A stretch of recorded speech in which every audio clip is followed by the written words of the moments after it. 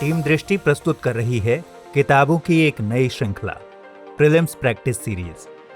इस सीरीज में हैं 6 पुस्तकें जिनकी मदद से आप कर सकेंगे प्रीलिम्स परीक्षा के लिए 10,000 से अधिक प्रश्नों का अभ्यास, ताकि परीक्षा में अधिकांश प्रश्न आपको जाने पहचाने से लगें और आप आसानी से भेद सकें प्रीलिम्स का चक्रव्यूह।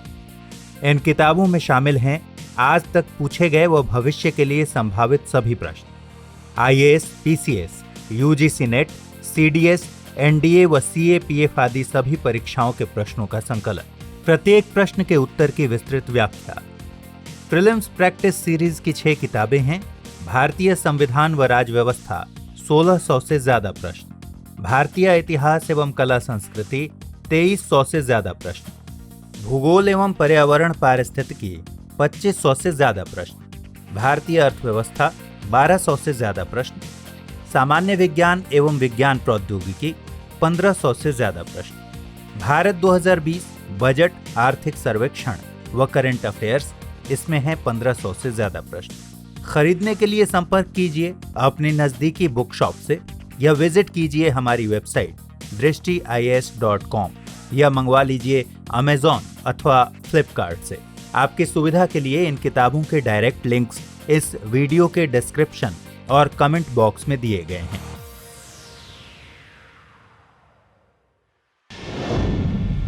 टू द पॉइंट प्रोग्राम में आपका स्वागत है। आज का विषय है उपभोक्ता संरक्षण अधिनियम 2019। सबसे पहले देखते हैं यह चर्चा में क्यों है। केंद्र सरकार ने 20 जुलाई 2020 से उपभोक्ता संरक्षण अधिनियम 2019 लागू किया है। यह अधिनियम पहले के उपभोक्ता संरक्षण अधिनियम 1986 की अपेक्षा उपभोक्ताओं को अधिक शक्ति प्रदान करता है।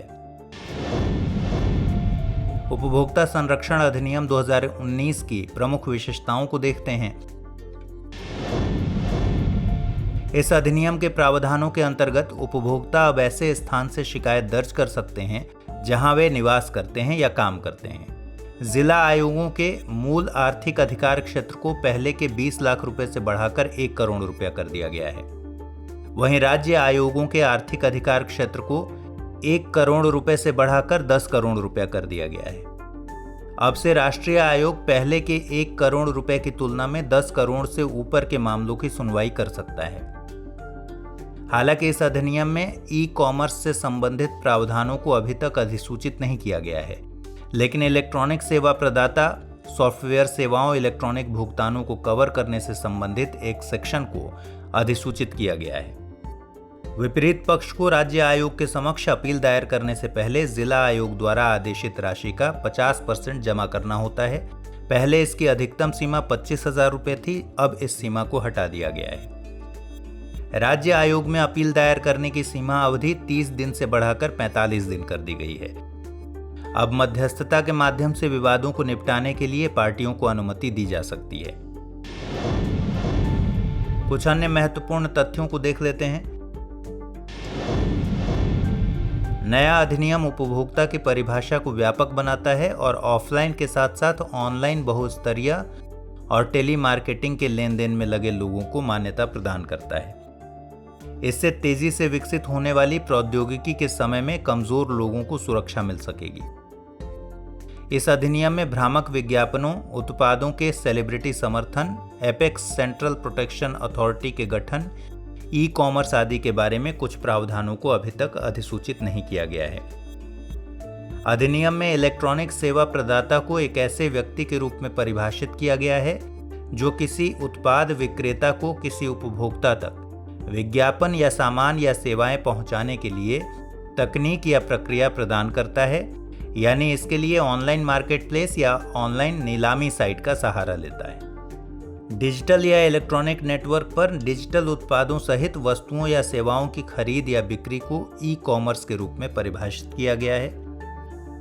ई-कॉमर्स की मौजूदा परिभाषा को भारत के FDI दिशा निर्देशों से अपनाया गया है।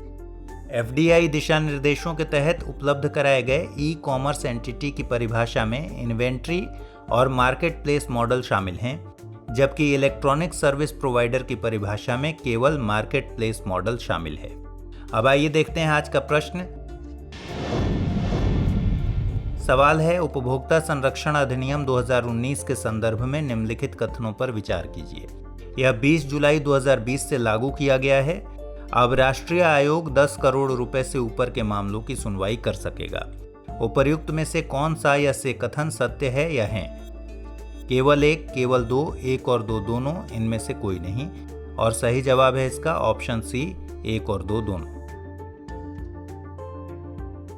हमारे वीडियो अंग्रेजी में देखने के लिए फॉलो करें हमारा ही दूसरा यूट्यूब चैनल दृष्टि IAS इंग्लिश।